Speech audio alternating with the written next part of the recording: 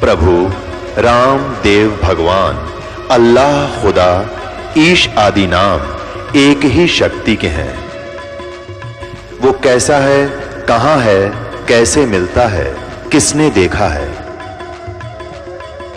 ये प्रश्नवाचक चिन्ह पूर्ण रूप से हटाने के लिए अवश्य सुनिए जगत गुरु तत्वदर्शी संत रामपाल जी महाराज के अमृत वचन, सर्व पवित्र धर्मों के पवित्र शास्त्रों के आधार पर।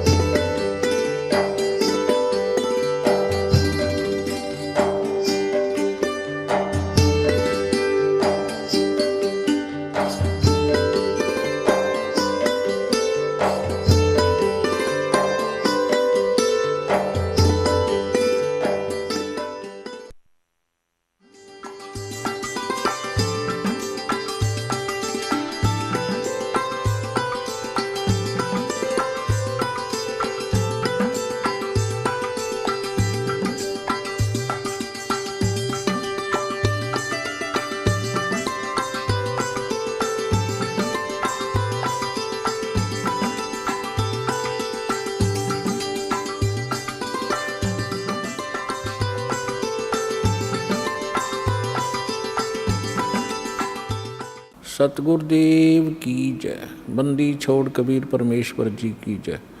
बंदी छोड़ गरीबदास जी महाराज जी की जय। स्वामी राम देवानंद जी गुरु महाराज जी की जय हो।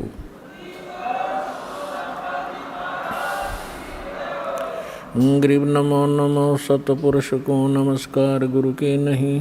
सुर नर मुनि जन साधुआं संतों सर्वसदी नहीं। सतगुरु साहेब संत सब डंडो तुम प्रणाम। आगे पीछे मध हुए तिनको जा कुर्बान। नराकार निर्विषम काल जाल वैभंजनम निर्लेपम निज निर्गुणम अकल अनुबेशुंदनम। सोहम सुरति समाप्तम सकल समाना निर्तलय उज्ज्वल हिरंबर हरदमम बेपरवा अथा है वार पार निमज्जतम। गरीब जो सुमर सिद्ध होई गणनायक गलता ना करो अनुग्रह सोई पारस पद परवाना। आदि गणेश मनाऊं गणनायक देवन देवा। चरण कमल लो लाऊं आदंत करूं सेवा। परम शक्ति संगीतम रिद्धि सिद्धि दाता सोई।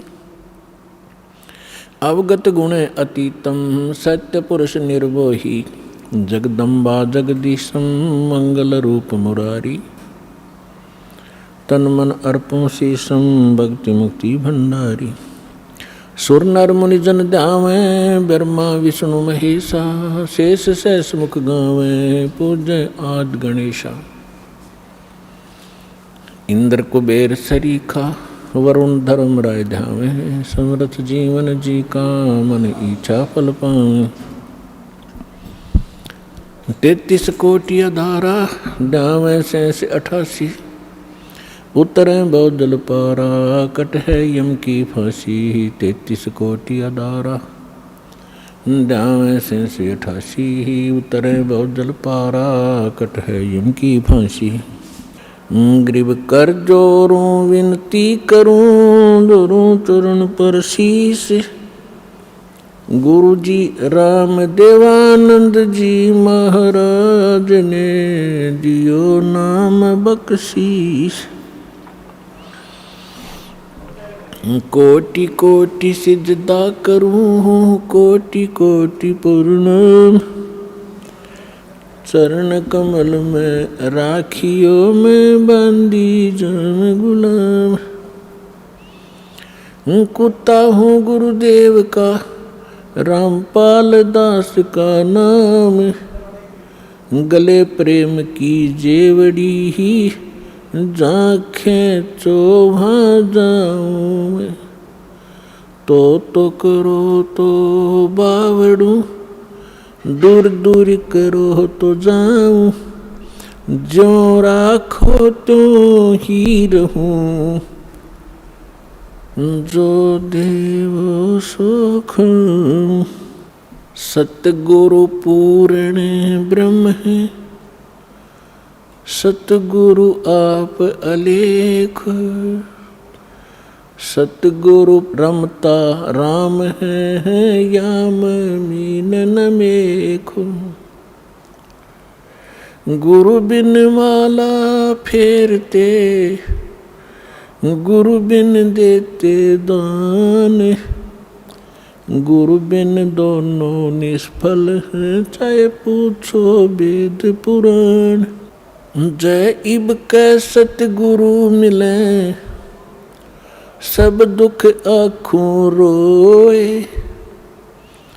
चरणों ऊपर शीश धरूं, कहूँ जो कहनी हो। कबीर साईं मिल लेंगे, पूछेंगे कुशलोत। आदि अंत की सब कहूँ, अपने दिल की बात। गुरु जी तुम ना भूलियो, चाहे लाख लोग मिल जाएं। हम जैसे तुमको बहुत हैं, तुमसे हमको नहीं। परम पिता परमात्मा पूर्ण ब्रह्म सर्वसृष्टि रचनहार कबीर देव कबीर साहेब कबीर परमेश्वर जी की असीम रजा से आप सभी पुण्यात्माएं परमात्मा की महिमा श्रवण करने के लिए उपस्थित हुए। जिस प्राणी के युगों युगों के शुभ संस्कार एकत्रित हो जाते हैं उनको मानव शरीर प्राप्त होता है। उससे भी शुभ संस्कारी वो हंस आत्माएं हैं जिनको सतगुरु मिलते हैं, सत्संग श्रवण करने का अवसर प्राप्त होता है।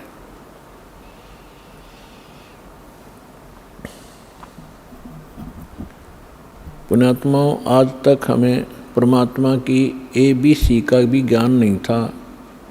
हम कह भी अध्यात्म मार्ग का नहीं जान पाए, चाहे हम अपने आप को कितने ही विद्वान मानते रहे, चाहे हमने वेदों को कंठस्थ याद भी कर लिया, श्रीमद् भगवद गीता के सभी श्लोक भी हमने रट रखे थे, क्योंकि इसके विषय में परमेश्वर स्वयं आकर ही बताते हैं, गुरु बिन काहू न पाया ज्ञाना, जो थोथा बुस छड़े मूड किसाना। गुरु बिन वेद पढ़े जो प्राणी, समझ न सारे रहे अज्ञानी। ओए होए, परमेश्वर ने 600 वर्ष पहले बताया था कि ये ऋषि महर्षि ब्राह्मण लोग, विद्वान संत मंडलेश्वर वेदों को कंठस्थ तो याद कर लिया, इनकी प्रभुता भी बनी हुई है। कोई चतुर्वेदी, कोई त्रिवेदी, कोई दिव्यवेदी कि इन्होंने चारों वेदों को कंठस्थ याद कर रखा है। किसी ने 3 वेदों को, वो त्रिवेदी कहलाता है। किसी ने 2 वेदों को कंठस्थ याद कर रखा था, वो दिव्यवेदी कहलाते थे। अपने आत्माओं, यहाँ परमात्मा कहते हैं कि प्रत्येक प्राणी, प्रत्येक आत्मा, जब से वो परमात्मा कहते हैं मेरे से बिछड़ी है, उसी के तुरंत बाद इसको एहसास हो गया है कि हमसे गलती हो चुकी है और हमारी कोई अनमोल वस्तु हमसे छीनी जा चुकी है और उसके बगैर हम रह नहीं सकते, उसके बगैर हम सुखी नहीं हो सकते। उसको अब हम परमात्मा कहते हैं। तो जिस कारण से इस आत्मा ने उस वस्तु को पाने के लिए एक भरसक प्रयत्न किया और अभी तक वो सशक्त प्रयत्न जारी है। उसके लिए उन्होंने जंगलों में जाना, राज त्याग देना भी उचित समझा। शरीर नष्ट हो जाए, गल जाए, तपस्या कर करके उन्होंने भगवान पाना ही चाहा पर नहीं मिला। उन्होंने चारों वेदों को कंठस्थ याद कर लिया, पढ़ने लगे थे परमात्मा को खोजने के लिए। फिर वो याद हो गए, क्योंकि पहले शांत स्वभाव के लोग होते थे, वर्तमान की हाहाकार नहीं थी। बार बार के रिपीटेशन से, आवर्ती से ये कंठस्थ हो जाते हैं। तो उन्होंने चारों वेदों को याद कर लिया और कोई भी कहीं बोलता तो वो तुरंत उसके अध्याय और मंत्र को तुरंत सुना देता, जिस कारण से वो प्रभुता प्राप्त हो गए। और जब प्राणी को प्रभुता प्राप्त हो जाती है, परमात्मा से कोसों दूर हो जाता है, क्योंकि जीव साहब नहीं हो सकता, परमात्मा ही साहब है। अब आप देखते हो हम कितने अज्ञानी हो गए। हम छोटी सी पोस्ट प्राप्त कर लेते हैं, यदि हम कोई सीधा नाम पुकारता है तो हमें दुख होता था, और हमें साहब बोलता तो हम प्रसन्न होते थे, छाती फूल जाती है। इस ज्ञान से पता चलेगा कि साहब क्या है और जीव क्या है। तो कहने का भाव ये है कि वो वेदों के कंठस्थ करने वाले इतने प्रभु बन गए, उनको ब्राह्मण कहने लगे। ब्राह्मण का अर्थ होता ब्राह्मण सोए जिन ब्रह्म पहचाना। ब्राह्मण सोए जो ब्रह्म पहचाने। ब्रह्म माने भगवान, परमात्मा को पहचाने अपने आत्माओं। यहाँ क्योंकि ये दातम मार्ग है, पहली कक्षा के बालक भी आते हैं, तो ब्रह्म का अर्थ ये ना समझ लेना कि निरंजन ज्योति काल है, नहीं। ब्रह्म का अर्थ वैसे प्रभु होता है, भगवान होता है, राम कहो, साब कहो, ब्रह्म कहो। लेकिन जैसे हम पूर्ण परमात्मा कहते हैं, पूर्ण ब्रह्म कहते हैं, इसका मतलब कोई इनकम्प्लीट ब्रह्म भी है। लेकिन ब्रह्म शब्द पर्याप्त है परमात्मा के लिए। लेकिन यहाँ ये नकली प्रभु घने हो गए, तो इसलिए प्रभु की पहचान जिसने कर ली, ब्रह्म की पहचान जिसने कर ली, वो ब्राह्मण कहलाता है। दास अपने प्रवचनों में बहुत बार पंडितों ब्राह्मणों के विषय में उनकी मूर्खता अज्ञानता सुनाता है। तो उसमें ये ना समझें कि दास एक ब्राह्मण वर्ण को कह रहा है। ब्राह्मण वर्ण अलग वस्तु है। जैसे एक वैद्य था और वो बहुत अच्छा वैद्य था, नाड़ी पकड़कर तुरंत बता देता था अमुक रोग है, औषधि भी उसके पास कारगर थी, सुप्रसिद्ध हुआ। उसकी एक दो पीढ़ी उसके द्वारा बताई औषधि और उस विधि से वो उपचार करते रहे, वो भी वैद्य कहलाए। लेकिन आगे चल के वो लाखों की संख्या बन गई उनके वंशजों की, और वो वैद्य नहीं है, फिर भी उनका सरनेम वैद्य बन गया। अब कोई कुछ कार्य करता है, कोई कुछ कार्य करता है, वो भी अपने पीछे लगाता है रमेश वैद्य, और काम क्या है उसका, परचून की दुकान। जानता नहीं पेट के दर्द की दवाई औषधि, और लिखता है रमेश वैद्य, तो वो वैद्य नहीं है। और यदि कहीं किसी वैद्य की मूर्खता बताई जाती है कि रोग ये और दवाई ये दे रहा है, ये खाक वैद्य है, तो उस वैद्य को दुख नहीं होता जो परचून की दुकान किए हुए। इसी प्रकार ब्राह्मण की विषय में जानना। मेरे पूज्य गुरुदेव जी ब्राह्मण वर्ण में जन्मे थे, लेकिन वो अपने आप को ब्राह्मण नहीं कहते थे, पंडित नहीं कहते थे। पंडित ब्राह्मण की दूसरा पर्यायवाची पंडित भी कहलाता है। पंडित का भी यही अर्थ होता है। वो ब्राह्मण नहीं कहलाते थे जो हमने अपने परंपरागत समझ लिया है। हम किसको ब्राह्मण मानते हैं? जो श्राद्ध निकलवाता हो, पत्रे बाँच कर सुना दे, तेरा भी आपत्ति आनी है, ये ऐसे शर्त कर दे, ऐसे वैसे कर दे, ये ब्राह्मण कहलाते हैं। लेकिन यदि हम पंडित की परिभाषा समझना चाहें तो हमारे पूज्य गुरुदेव जी ब्राह्मण होते हुए अपने आप को ब्राह्मण नहीं कहते थे, वो संत कहलाते थे कि हमने पंडिताई कभी की नहीं, हम ब्राह्मण नहीं हैं। और मेरे दादा गुरु जी छावला गांव दिल्ली के अंदर, दिल्ली स्टेट में एक छावला गांव है नजफगढ़ के पास, वहाँ के वो जाट थे। और बचपन से ही वो हमारे जो चौथे दादा गुरुजी थे उनके संपर्क में आ गए। उन्होंने उसको काशी विद्यापीठ में पढ़ाया, अपने पास ही रखा, तो वो 4 विषय के आचार्य बन गए उस विद्या को पढ़कर। लेकिन उन्होंने पंडिताई की नहीं, फिर भी वो पंडित चिदानंद नाम से जाने जाते थे। और उनका आश्रम बना हुआ है जिला सोनीपत हरियाणा, तहसील खरखोदा के पास एक गोपालपुर गांव है छोटा सा, उसमें उनका आश्रम बना हुआ है। दास उसको बहुत बार देख कर आया है। उस पर लिखा है पंडित चिदानंद आश्रम, जबकि वो वर्ण में जाट थे। तो हमने सबसे पहले ये देखना है कि इन चीज़ों का अब हमने इनसे ऊपर उठना है, जातिवाद से। हमारी क्या जाति है? जीव हमारी जाति है और मानव धर्म हमारा हिंदू मुस्लिम सिख ईसाई, कोई धर्म नहीं है न्यारा। जब हम परमात्मा के इस अध्यात्म ज्ञान से परिचित होंगे, फिर हमने कोई भी दूसरा सा नहीं दिखेगा, ना कोई मुसलमान दिखाई देगा, ना कोई ईसाई दिखेगा, ना हमें कोई हिंदू दिखेगा, ना कोई सिख दिखाई देगा। हम एक पिता की संतान हैं, हम परमात्मा के लिए ही विभाजित हुए हैं, परमात्मा के लिए अब हम एक होंगे, क्योंकि हमें ज्ञान हो जाएगा। हम रूढ़िवादी नहीं रह सकते, क्योंकि परमात्मा ने शिक्षा इसीलिए आपको दी है। अब हम अपने प्रसंग पर आते हैं। गुरु बिन काहू न पाया ज्ञाना, जो थोथा भूस छड़े मोहड किसाना। गुरु बिन वेद पढ़े जो प्राणी, समझन सारे रहे अज्ञानी। अब तो कहते हैं प्रत्यक्ष को प्रमाण की आवश्यकता नहीं पड़ती, क्योंकि दास ने परमेश्वर कबीर जी के द्वारा दी गई उस बुद्धि से, दास एक जीव बुद्धि है, और जब परमात्मा रजा बख्शते हैं, यही जीव परमात्मा वाले ही ज्ञान को आगे चला सकता है, सुना सकता है और उसको समझ सकता है। तो उस परमात्मा की कृपा से आपके समक्ष ये तो हो ही चुका है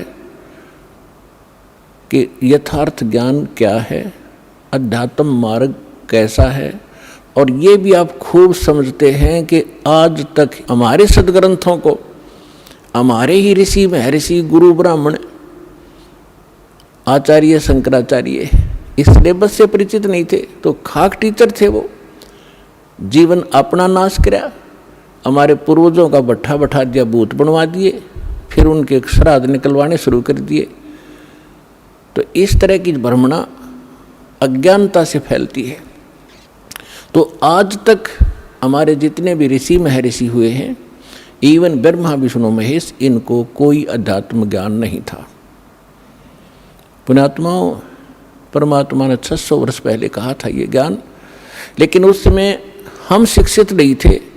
हमारे धर्मगुरु केवल संस्कृत भाषा पढ़ा करते थे और सदग्रंथ भी संस्कृत भाषा में थे, जिस कारण से हम अपने भगवान को ना पहचान सके, ना अध्यात्म ज्ञान को जान सके।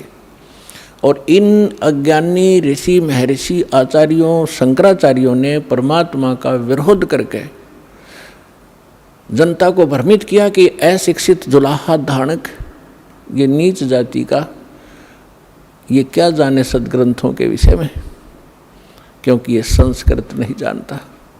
तो उस समय नकलियों की दाल खूब गल गई, लेकिन मालिक तो मालिक ही होता है, सहनशील भी होता है। वो जो उद्देश्य लेकर चलते हैं वो बीच में भड़बड़ाते नहीं। उसी समय धर्मदास नाम के एक महापुरुष परमात्मा की शरण में आए थे, जो हिंदू धर्म में जन्मे थे, और ये इन्हीं भगवानों की पूजा किया करते थे, जिसके विषय में परमात्मा कबीर जी कहा करते थे, तीन देव की जो करते भक्ति, उनकी कदे ना होवे मुक्ति। 600 वर्ष पहले चौराहे पर खड़ा होकर कहा करते परमात्मा, जहाँ ये ब्राह्मण कथा कर रहे होते थे, तो उस समय परमात्मा के ऊपर बहुत मार पड़ा करती थी, पीटा करते थे, घसीटा करते थे। लेकिन परमात्मा सत्य है, उसके वचन सत्य हैं, उसका अस्तित्व सत्य है, वो झूठ ना कह सकता और ना ही वो झूठ होता है। तो जब धर्मदास नाम के एक महापुरुष बड़े विचलित हुए, अब जो प्रसंग चल रहा है हम उसी पर आते हैं। इस ज्ञान को बताने के लिए परमात्मा स्वयं आते हैं। परमात्मा की पहचान करने के लिए हमारे सदग्रंथ पर्याप्त हैं, जिनको आज तक हम शिरोधार्य माना करते थे। पवित्र चारों वेद, ऋग्वेद, यजुर्वेद, अथर्ववेद और सामवेद, इन चारों वेदों को हम सत्य मानते हैं, पूरा विश्व सत्य मानता है। विशेषकर हिंदू धर्म के नाम ये लिख दिए गए हैं कि हिंदुओं के ग्रंथ हैं, तो हिंदू तो इसको सत्य मानते ही मानते हैं। दूसरे श्रीमद् भगवत गीता, वेदों से भी प्रथम स्थान आज श्रीमद् भगवत गीता जी का है, क्योंकि ये एक छोटा ग्रंथ है और चारों वेदों का निष्कर्ष है, और उसके बाद 18 पुराण। तो हमारे जो धर्मगुरु अब लगभग 2,500-3 हजार वर्ष से जो हमारे धर्मगुरु रहे हैं, उन्होंने केवल पुराणों को ही महत्व दिया और साथ में श्रीमद् भगवत गीता को भी उन्होंने समांतर सम्मान दिया है और इन्हीं के पठन पाठन से मोक्ष बताया है। और उन्होंने ये भी कहा है कि हम जो ज्ञान दे रहे हैं इन्हीं ग्रंथों के आधार से दे रहे हैं। तो पुण्यात्माओं, परमात्मा को पहचानना पड़ेगा। जब तक हमें ये विश्वास नहीं होगा कि ये सामने रखा एक चमकीला पत्थर वास्तव में हीरा है, लाल है, इसकी कीमत इतनी है, तब तक हम उसका दाम नहीं लगा सकते, उसका मूल्य चुका नहीं सकते, दे नहीं सकते, उसको ग्रहण कर ही नहीं सकते, क्योंकि वो कीमती इतना है। इसी प्रकार जब तक हम परमात्मा को नहीं पहचानेंगे और हमें दृढ़ विश्वास नहीं होगा कि सचमुच ये है भगवान, तो तब तक हम दृढ़ नहीं होंगे, उसकी कीमत दे नहीं सकेंगे, अर्थात हम उसको प्राप्त नहीं कर सकते। तो उसके लिए हमने सबसे पहले ये जानना होगा, दृढ़ निश्चय करना होगा कि जिस परमात्मा को हम प्राप्त करने के लिए प्रयत्न करेंगे, उसके लिए जो भी कीमत हमने देनी पड़ेगी वो देंगे, तो वास्तव में वो परमात्मा है भी कि नहीं। तो उसकी पहचान के लिए हमने कोई आधार बनाने पड़ेंगे। उसके लिए आधार क्या है? सर्वप्रथम हमारे सद्ग्रंथ।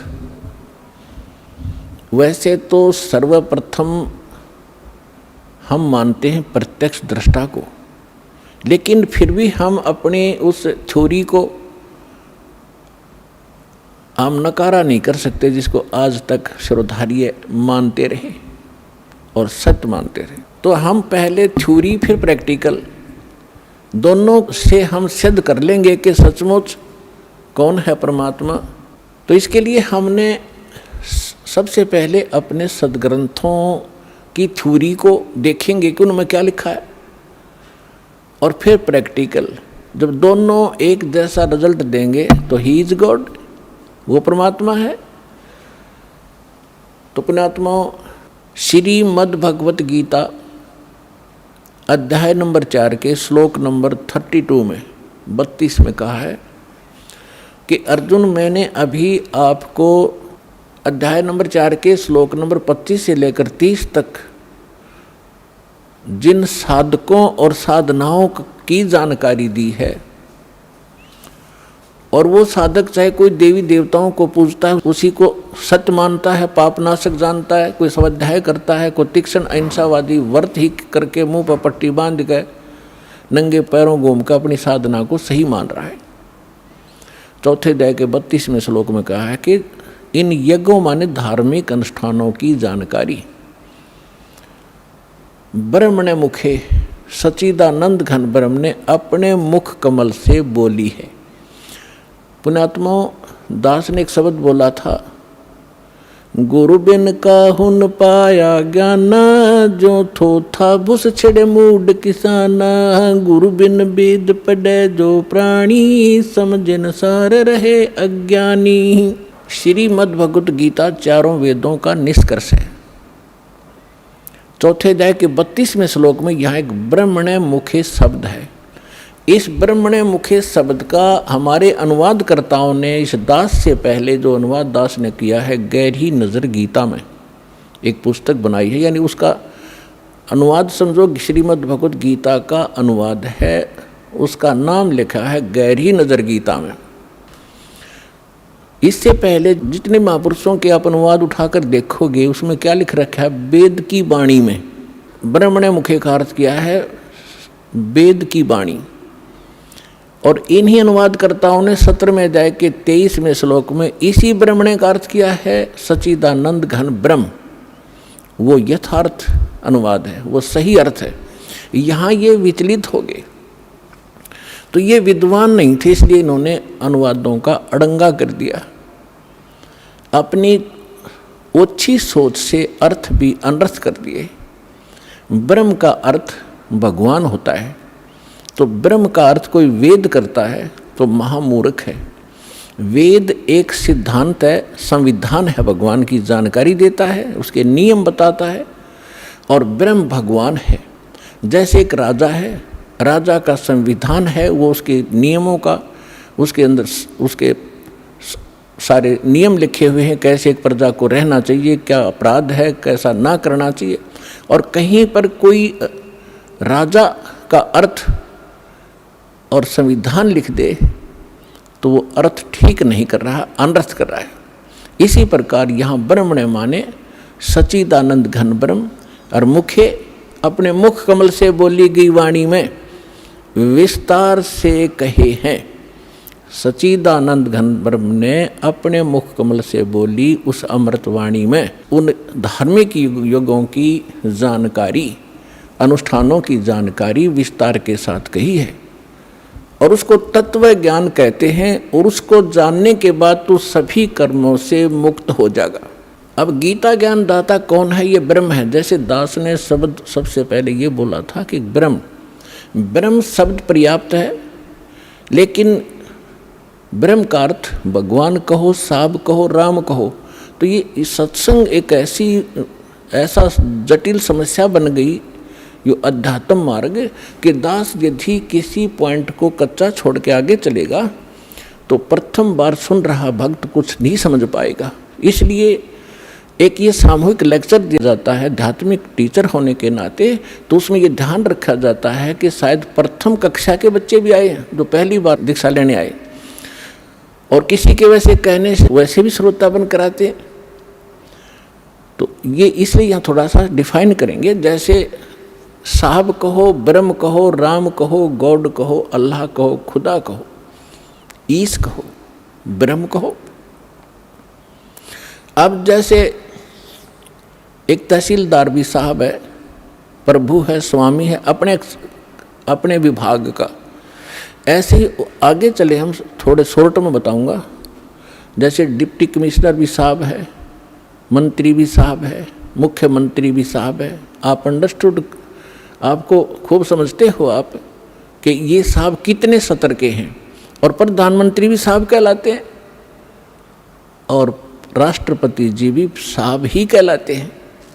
तो इसे समझ लेना। तो ये इसलिए ब्रह्म, अब जैसे मुख्यमंत्री जी हैं, ये एक क्षेत्र के मालिक हैं, स्वामी है, ये पूर्ण स्वामी नहीं है, पूरे भारत के स्वामी नहीं है। इसी प्रकार यहाँ जो ब्रह्म शब्द है, ये ब्रह्म है 21 ब्रह्मांड का स्वामी। इसको ज्योत स्वरूपी निरंजन गीता अध्याय नंबर 4 के श्लोक नंबर 32 में स्वयं कहता, मैं काल हूँ, ये काल ही है।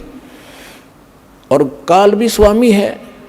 जैसे एक जेल का सुप्रिटेंडेंट, वो जेल का स्वामी है और सुप्रिटेंडेंट साहब भी है, ऐसे ही ये काल साहब है, 21 ब्रह्मांड का स्वामी है, या एक जेल है, यो जेल का सुप्रिटेंडेंट साहब है, ये समझ लो। तो ऐसी ऐसी इसने 21 जेल बना रखी है, एक ब्रह्मांड भी ये जेल है। तो ऐसे ये 21 ब्रह्मांड का साहब है, ये ब्रह्म है, लेकिन ये कंप्लीट ब्रह्म नहीं है, ये पूर्ण ब्रह्म नहीं है, इसलिए ब्रह्म शब्द बोला गया। तो यहाँ प्रत्येक इसके अंग को हमने समझने के लिए ऐसे करना पड़ेगा। तो इस ब्रह्म ने श्रीमद् भगवद गीता का ज्ञान श्री कृष्ण जी में प्रवेश करके, जैसे को प्रेत बोलती है किसी के अंदर, ऐसे बोला। ऐसे ही इस काल ने एक ब्रह्मा कुमारी पंथ चलाया अभी 100 वर्ष पहले लगभग, और उसमें एक प्रेत आता है, वो कहता अहम ब्रह्मास्मि, मैं ब्रह्मा हूँ। कभी कहता है अहम शिवोहम, मैं शिव हूँ। ये एक प्रेत का चलाया हुआ है, और वो प्रेत कभी ब्रह्मा की पदवी पर था। जैसे कोई गांव का प्रधान सरपंच रिटायर हो जाता है, उसको अगली बार नियुक्त नहीं किया जाता, तो लोग फिर भी उसको सरपंच साहब कहते हैं, प्रधान साहब बोलते हैं, जोरा जी रहा है। और वो भी कहीं मिलता है, कोई कहता भी कौन है, फलाना सरपंच हूँ, और जब वो सरपंच नहीं होता। तो ऐसे ही दास ने कबीर परमात्मा से प्राप्त उस ज्ञान को आगे बढ़ाया है, as it is, as a tape recorder. दास का इसमें इतना ही योगदान है कि दास को परमात्मा का जो अंतःकरण टेप रिकॉर्डर ठीक कर दिया उस परमेश्वर कबीर जी ने, और उसमें अपना ज्ञान भर दिया।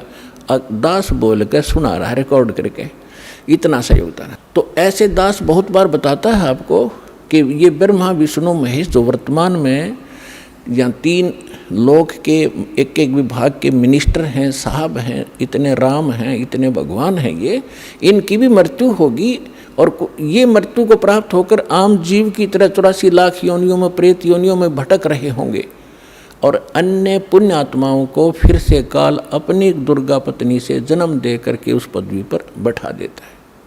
तो उनमें से ये पंथ चलाने वाला जो ब्रह्मास्मि में शिवोस्मि, तो ये वो भूत है जो कभी ब्रह्मा के पद पर रहा है, अब उसका अस्तित्व कुछ नहीं, वो रिटायर्ड सरपंच समझ लो, एक्स सरपंच, अब उसका कोई अस्तित्व नहीं। तो वो बोल कर उसने वो पंथ चला दिया। आज भी उसकी मुरली सुनकर, वो भूत की बात सुनकर एक बहुत बड़ा जनसमूह अपना जीवन नाश कर रहा है। दास का प्रयत्न किसी की निंदा करना नहीं, दास का प्रयत्न है कि सभी हम एक परमात्मा के बालक बच्चे हैं, बहन बेटी भाई, और उस काल ने ये जाल फैला रखा है कि मैं इतने पंथ चला दूंगा नकली कि कोई समझ नहीं सकेगा ओरिजिनल पंथ कौन सा है। तो दास ऐसा प्रयत्न कर रहा है कि जैसे पहले के, अभी बहुत बार होती रहती हैं घटनाएं कि कोई 500,000 के नोट नकली छाप देता है, और सरकार को जो पता चलता है तो दोनों ओरिजिनल और डुप्लीकेट दोनों के दोनों मीडिया के माध्यम से, समाचार पत्रों के माध्यम से उनकी पहचान कराई जाती है कि ये इस टाइप का डुप्लीकेट है, ये ओरिजिनल है।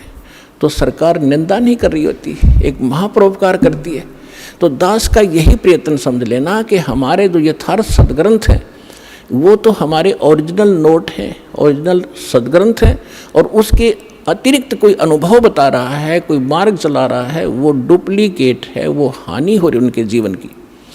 तो दास ने कोई शौक नहीं है किसी की, इसको आप आलोचना का नाम देते हो तो आपकी बुद्धि अच्छी नहीं है, आपको अध्यात्म ज्ञान नहीं है। तो इसी प्रकार ये काल ने स्वयं, इसमें श्री कृष्ण जी के अंदर स्वयं काल प्रवेश कर गया। श्री कृष्ण भी ये 3 लोक के प्रभु हैं, एक विभाग के, इसके अंदर आम प्रेत नहीं प्रवेश कर सकता, इनके अंदर, इनमें इतनी पावर होती है। तो उनके अंदर काल स्वयं आया और उसने गीता का ज्ञान दिया। तो यहाँ ब्रह्म बोल रहा है इस गीता को, अब हम परम अक्षर ब्रह्म कहेंगे, उसको पूर्ण ब्रह्म कहेंगे, जो इससे अन्य परम शक्ति है, और उसको हमने पाना है। अब क्या कहा है कि वो सच्चिदानंद घन ब्रह्म ने अपने मुख कमल से, गीता ज्ञानदाता स्वयं कह रहा है, उस धार्मिक अनुष्ठानों की जानकारी विस्तार के साथ कही है, और उसको तत्व ज्ञान कहते हैं। और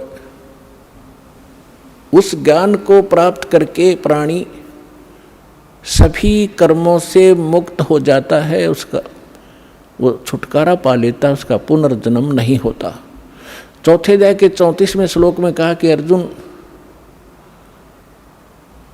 उस तत्व ज्ञान को जो परमात्मा स्वयं आकर अपने मुख कमल से वो वाणी बोलता है, वो तत्व ज्ञान है।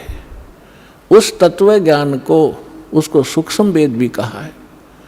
उस तत्व ज्ञान को तू तत्वदर्शी संतों के पास जाकर समझ, उनको दंडवत प्रणाम करने से, कपट छोड़कर सरलता पूर्वक प्रसन्न करने से वो तत्वदर्शी संत तुझे उस परमात्म तत्व का अर्थात तत्व ज्ञान का उपदेश करेंगे। अब 15वें अध्याय के प्रथम मंत्र में उस तत्वदर्शी संत की पहचान भी बता दी है कि जो संत उल्टे लटके हुए संसार रूपी वृक्ष के, ये संसार रूपी वृक्ष है अर्जुन, ऊपर को जड़ वो तो पूर्ण परमात्मा है, पूर्ण ब्रह्म है, जिस जो सबका धारण पोषण करता है। 15वें अध्याय के 1 से लेकर 4 श्लोक में और 16-17 श्लोक में 3 पुरुष, 3 भगवान, 3 ब्रह्म स्पष्ट किए हैं। सरपुरुष कहो, सरब्रह्म कहो, ये तो काल है। सर माने नासवान, ये 21 ब्रह्मांड का स्वामी, ये सरब्रह्म है। और दूसरा अक्षर ब्रह्म, अक्षर पुरुष कहो चाहे प्रभु कहो, स्वामी कहो, राम कहो, ब्रह्म कहो, ये 7 संख्य ब्रह्मांड का स्वामी है। इसकी आयु बहुत लंबी है, लेकिन इसकी भी मृत्यु है, इसलिए इसको भी अक्षर पुरुष कहा है। ये चिरस्थायी है। और फिर तीसरे नंबर का जो परमात्मा है, परम अक्षर ब्रह्म कहलाता है, वो बताया उत्तम पुरुषत्व अन्य, जो 17वें श्लोक में कहा 15वें अध्याय के, उत्तम पुरुषत्व अन्य परमात्मा इति उदाहरता है। ये लोग तरम अविश्य विवर्ती अवैश्वर है, वो परमात्मा इन दोनों से अन्य है, जो 15वें अध्याय के 16वें श्लोक में सरपुरुष और अक्षर पुरुष कहे हैं। इनसे कोई अन्य है वो परमात्मा जो सबका धारण पोषण करता, 3 लोकों में प्रवेश करके। तो 15वें अध्याय के प्रथम श्लोक में बताया कि ऊपर को जड़ और नीचे को शाखा वाला ये उल्टा लटका हुआ संसार रूपी पीपल का वृक्ष समझो, एक फॉर एग्जाम्पल दिया है। और जो संत इसके सभी विभाग बता दे, न्यारे न्यारे, भिन्न भिन्न, स वेदवित, वह वेद के तात्पर्य को जानने वाला है, वह वेद का ज्ञाता है, वो तत्वदर्शी संत है।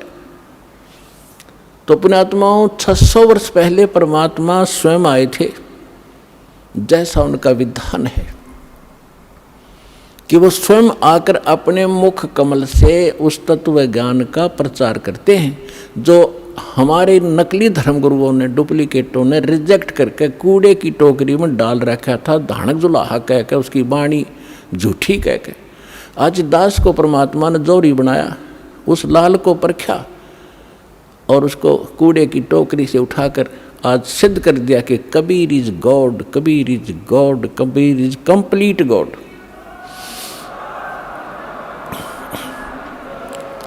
और जिसको पाकर उसके बच्चे आज धनी हो रहे हैं, अध्यात्म मार्ग से वो पूर्ण, अध्यात्म धन से वो परिपूर्ण होते जा रहे हैं, जो उनका सुख का मूल है। और शास्त्र विरुद्ध साधना दुख की मूल होती है, जो आज तक हम सभी करते रहे। अब जो प्रसंग चल रहा है उसी पर आते हैं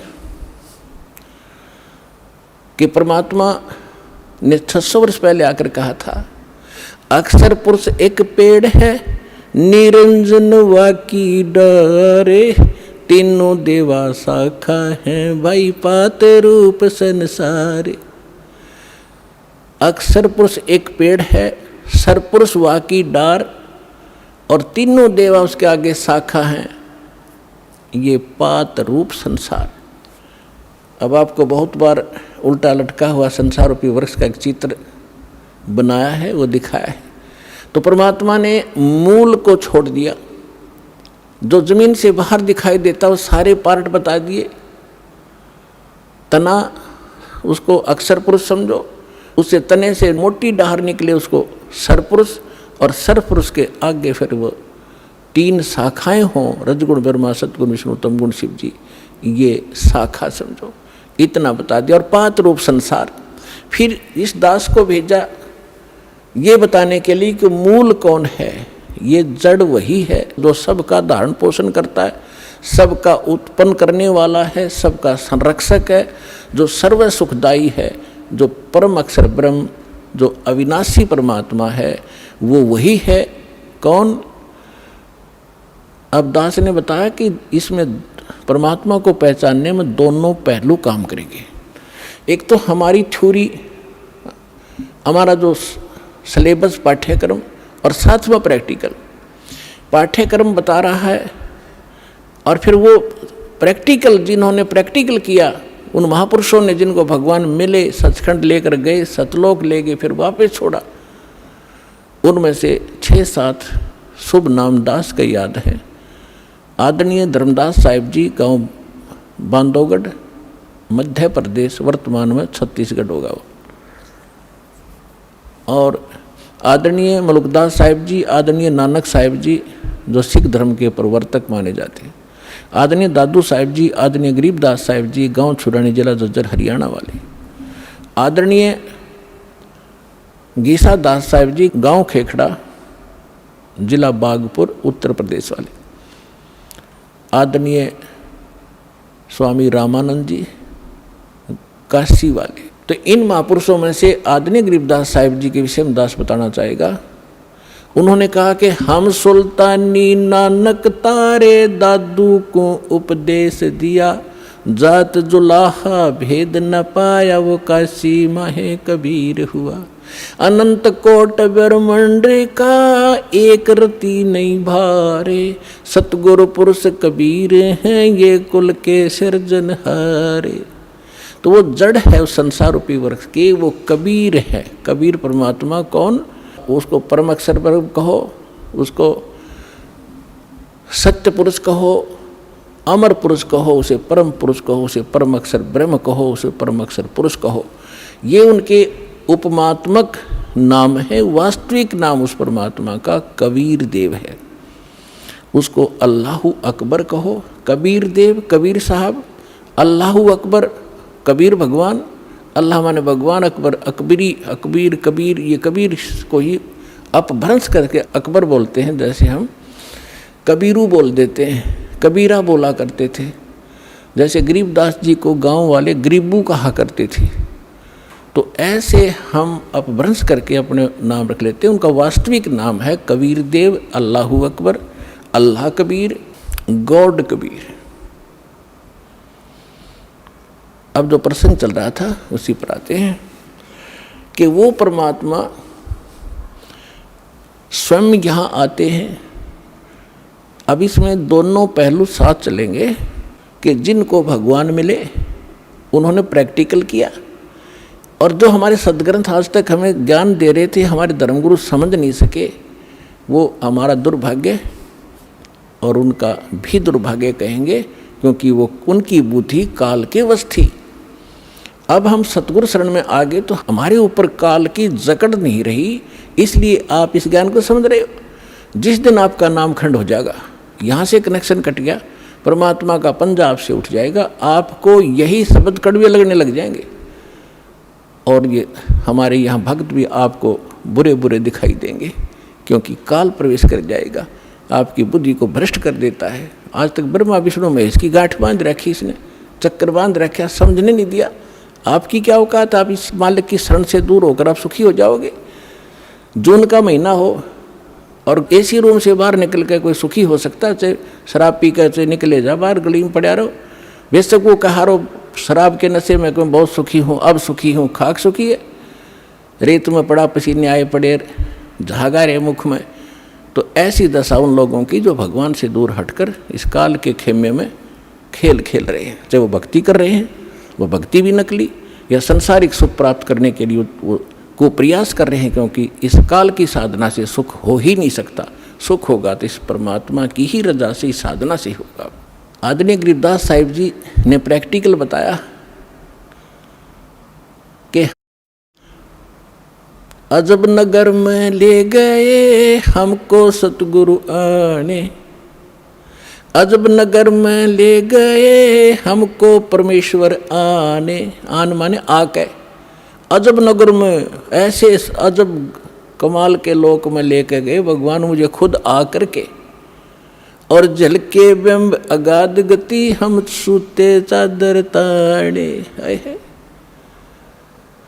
अजब नगर में ले गए हमको सतगुरु आण, यानी वो सतगुरु भी हैं, वो भगवान भी हैं। जो सतगुरु होता है, सच्चा ज्ञान जो देता है भगवान ही देता है, भगवान ही सच्चा ज्ञान दे सकता है।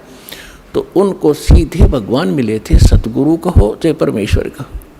अजब नगर में ले गए हमको परमेश्वर आने, आन माने आके। ये हमारी देसी भाषा हरियाणा की लैंग्वेज में लिखा ग्रंथ है।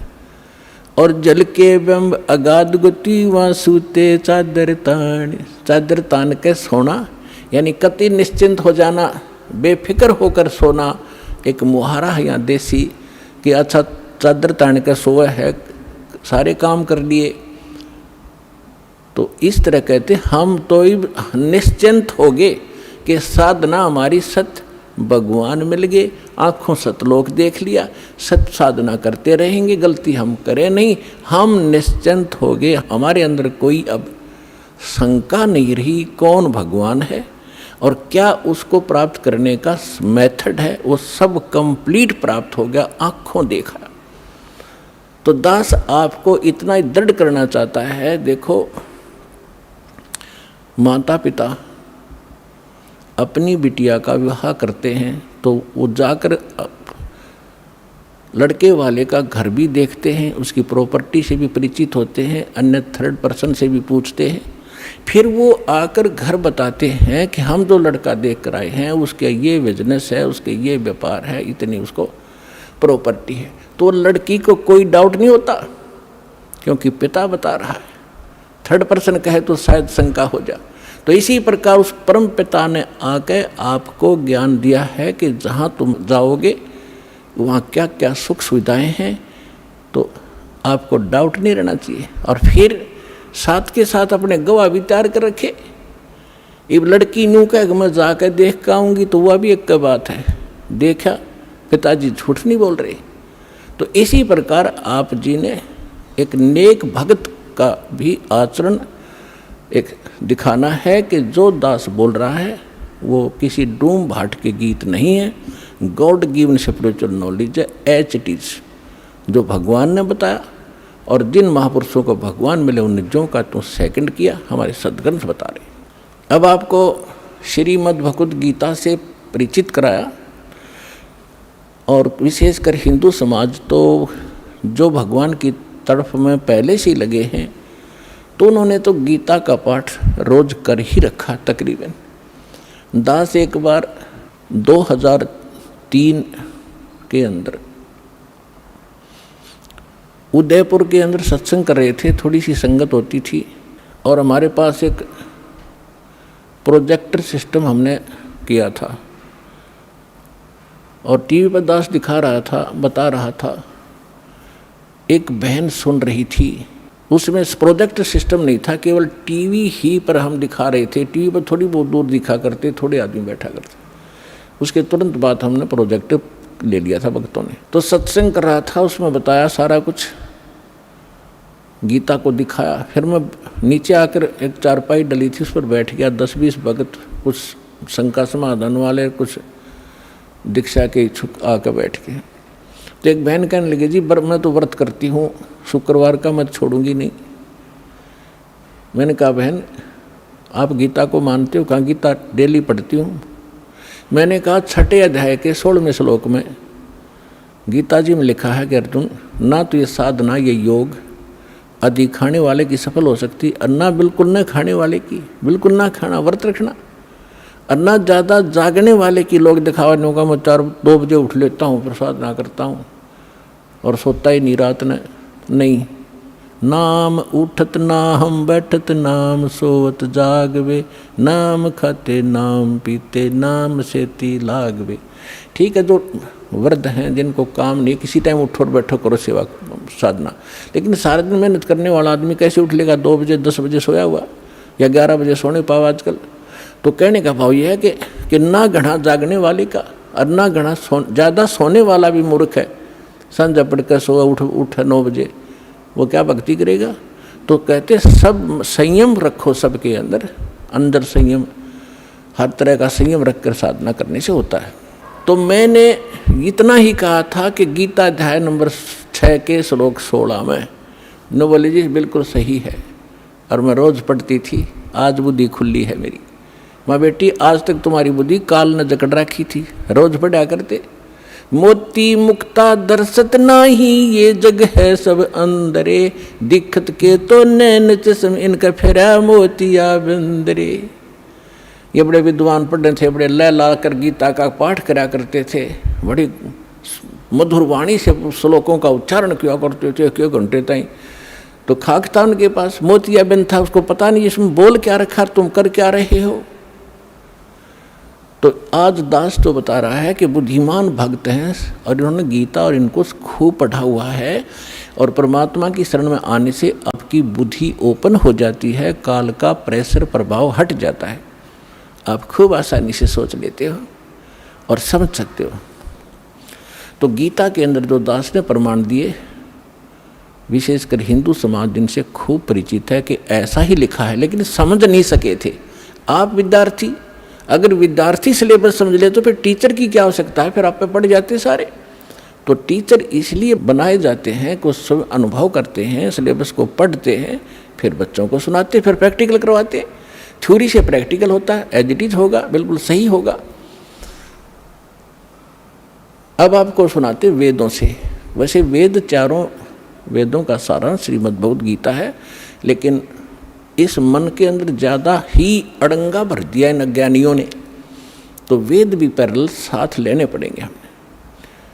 परमात्मा की पहचान क्या है, वो क्या करता है। अब जैसा अभी आपने पाठ प्रकाश के समय सुना कि सतलोक से चलकर आए, वो परमात्मा सतलोक से चलकर आए कबीर जी। और गरीबदास जी भी कहते हैं कि अलल पंख अनुराग है सुन मंडल रहे थीर, दास गरीब उधारिया में सतगुरु मिले कबीर। और अजब नगर में ले गए हमको सतगुरु आने। धर्मदास जी कहते हैं सतलोक से चलकर आए काटन यम की जंजीर। मुल्कदास जी भी कहते हैं कि अमरलोक से चलकर आए काटन यम की जंजीर।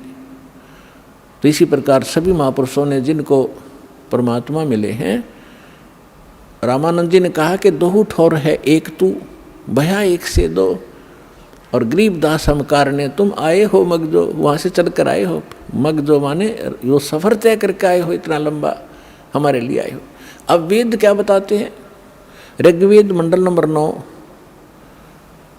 सूक्त 86 के मंत्र 26 और 27 में, ऋग्वेद मंडल नंबर 9 सूक्त 82 मंत्र 1, 2, 3 में, ऋग्वेद मंडल नंबर 9 सूक्त 54 के मंत्र 3 में, ऋग्वेद मंडल नंबर 9 सूक्त 94 के मंत्र 1 में, ऋग्वेद मंडल नंबर 9 सूक्त 95 मंत्र 2 में, ऋग्वेद मंडल नंबर 9 सूक्त 96 यानी 96 के मंत्र 16 से लेकर 20 में, फिर ऋग्वेद मंडल नंबर 9 और सूक्त 1 के मंत्र 8 और 9 में। और भी अनेक स्थानों पर बहुत सारे ढेर सारे प्रमाण हैं, लेकिन ये हमें पर्याप्त हैं इतने मंत्र परमात्मा को पहचानने के लिए। इनमें यही प्रमाण दिया है कि वो परमात्मा मनुष्य सदृश है और ऊपर धूलोक के तीसरे पृष्ठ पर, यानी ऊपर 4 लोक हैं, एक सत्यलोक, फिर अलखलोक, उससे ऊपर अगमलोक, फिर अकह, उसको अनामी लोक भी कहते हैं। तो प्रत्येक लोक को 3 विभागों में बांटा हुआ है। जैसे अपनी दिल्ली राजधानी है, एक तो बाह्य क्षेत्र है जो ग्रामीण क्षेत्र होता है, और एक बाजार क्षेत्र है, बाजार जहाँ दुकान दुकानें हैं, बाजार है, और तीसरा वो स्थान है जहाँ हमारी पार्लियामेंट हाउस है। तो ऐसे बताया है कि वो धूलोक, धू माने उस तेजों में पृथ्वी सतलोक में वो परमात्मा राजा के समान सिंहासन पर विराजमान है, सिर पे मुकुट है, देखने में वो राजा जैसा लगता है और वहाँ रहता है। ऐसा ही परमेश्वर ने खुद बताया है, ऐसा ही महापुरुषों ने जिनको भगवान मिले उन्होंने बताया है कि उस परमात्मा के एक रूम में बाल कहो, बाल का छिद्र कहो जो रोमकूप कहलाता है, करोड़ सूर्य मिला दे, करोड़ चंद्रमा, इतनी रोशनी उस मालिक की, वो भी फीकी पड़ जाए। और जब वो परमात्मा यहाँ आता है अपने रूप को सरल करके आता है। गरीबदास जी कहते हैं तेज पुंज अन्य दे धर के, हल्की तेज पुंज तन दे धर के, इस विध हमको भेंट ही। इसलिए इस तरह हमें आकर मिलते हो परमात्मा। ये वेद कह रहे कि वो परमात्मा अपने रूप को सरल करके अच्छी आत्माओं को मिलते हैं, नेक आत्माओं को जो दृढ़ भक्त होते हैं, जो उसके वचन का पालन करते हैं, अटल खड़े हो जाते हैं उसके वचन पर, उनको मिलते हैं। उनको किस उद्देश्य से मिलते हैं? ज्ञान देने के लिए। और फिर वो परमात्मा एक कवि जैसा आचरण करते हैं, कवियों की तरह, कविताओं के माध्यम से, लोकोक्तियों के माध्यम से, दोहा दोहावलियों के माध्यम से अपने तत्व ज्ञान का प्रचार बोल बोल के अपनी उच्च अमृतवाणी में वो करते हैं, सुनाते हैं। उसको लिपिबद्ध कर लिया जाता है, वो सच्चिदानंद घन ब्रह्म की वाणी कहलाती है।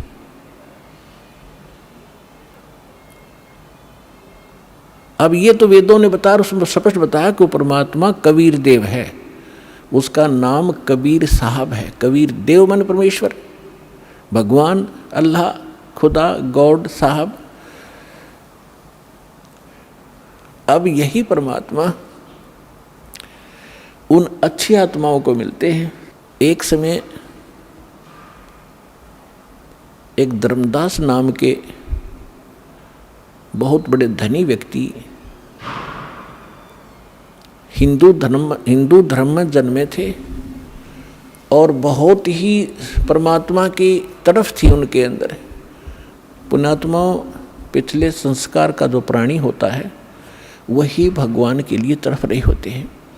वो पिछले बहुत अच्छे संस्कारी होते हैं, पिछले पुण्य उनके अंदर प्रेरणा करते रहते हैं, उनको टिकने नहीं देते हैं कि कोई भगवान ढूंढे कहीं, चाहे वो भले ही कोई ना कोई साधना की उसने सहारा ले ही रखा होता है, वो टिक ही नहीं सकता। चाहे वो हनुमान पूजा, चाहे गणेश जी की पूजा करे, और चाहे वो कितना मंदिर मस्जिद गुरुद्वारों में जाता हो, या कोई गीता वेद का कोई पाठ श्लोक करता हो, वो टिक नहीं सकता। चाहे कोई व्रत रख रहा है या चाहे कोई तपस्या कर रहा है, वो डले ढोता ही रहता है, उसके बस की बात नहीं। तो इसी प्रकार जिस वर्ण में जन्म हुआ, उन परंपरागत साधनाओं के करते करते भी उसके अतिरिक्त यदि कोई और मार्गदर्शन करने वाला मिल जाता है तो वो भी स्वीकार करता है और उसको प्रारंभ कर देता है। धर्मदास जी गांव बांधवगढ़ मध्य प्रदेश के रहने वाले थे और इतने रिच मैन थे वो, इतने धनी व्यक्ति थे। कहते हैं जब कभी उस अक्षेत्र के राजा के ऊपर प्राकृतिक आपदाएं आ जाती थी, जैसे फ्लड आ जाना या सूखा गिर जाना, महामारी के कारण लोगों की अस्थि हो जाना, तो वो धर्मदास जी के पिता और दादा से वित्तीय सहायता प्राप्त किया करते थे राजा लोग। ये बताना दास का इसलिए अनिवार्य है कि इतना धनी होते हुए और जो व्यक्ति भगवान की तरफ में, तो धन्य है उसके माता पिता दिल से जन्म हुआ। अब वर्तमान में हम क्या देख रहे हैं, छोटी सी कोई पोस्ट मिल गई और कहीं कोई सरकारी उपाधि उसको प्राप्त पद मिल गया, खुद साहब बन बैठा। अकल मारी गई इस जीव की, काल ने इसकी रोल मार रखी है और कल को मृत्यु होकर परसों गधा बन जाएगा। वो साहब के ऊपर फिर कौवे खा रहे होंगे, इसकी चोंच कमर को खोद रहे होंगे। तो हमने अपनी औकात को, अपने अस्तित्व को पहचानना पड़ेगा, या काल हमारा एक हवा भर देता है, गुब्बारे में हवा भर दी, छोड़ दिया, घूमे जा धक्के खाता, जब वो फटेगा तो उसका अस्तित्व पता नहीं कहाँ गिरेगा, जा कितने गंदे नाले में पड़ेगा या कितने समुद्र में पड़ेगा। तो इसलिए हमने इस हवा को नहीं भरना है, अपना ठीक ठिकाना, जो मालिक का आदेश उसके अनुसार हमने चलना होगा, तभी हम सफल होंगे। तो धर्मदास जी को इतनी तरफ थी, उन्होंने ये भी सुना हुआ होता है कि गुरु बिन मोक्ष नहीं होता, इसलिए उन्होंने एक रूपदास नाम के वैष्णव परंपरा के संत को गुरु धारण भी कर रखा था। अब गुरु जी की फिर गुरु बना है तो आज्ञा का पालन भी शिरोधार्य होता है, वो संत भक्त किया ही करते हैं। अब उसी गुरुदेव जी के द्वारा बताए गए निर्देशानुसार वो प्रतिदिन श्रीमद् भगवद गीता का पाठ भी किया करते थे, एकादशी का व्रत भी किया करते थे, जन्माष्टमी का व्रत भी करते थे, और श्री कृष्ण हरे राम राम राम हरे हरे राधे राधे कृष्ण कृष्ण, ओम नमः भगवते वासुदेवाय, ओम नमः शिवाय, इस तरह के जो भी मंत्र वो जानते हैं हमारे जो हिंदू धर्म के ये डुप्लीकेट गुरु, तो वो सारी बता रखी थी साधनाएं, वो कर रहा था। और उसके साथ साथ भगवान श्री कृष्ण यानी विष्णु जी की मूर्ति, जिसको शालग्राम कहते हैं,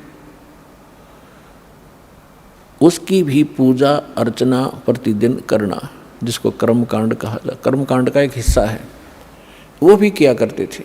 और गीता जी का नित्य पाठ भी करते थे। सभी तीर्थों का भ्रमण करने से भी मोक्ष उसको बता रखा था। अब बच्चा क्या होता है, अध्यापक ने जो सिलेबस बता दिया वो तो फाइनल समझता है, जो कहा ठीक है जी। इतना बड़ा सेठ मन में आई कि तीर्थों का भ्रमण किया जाए,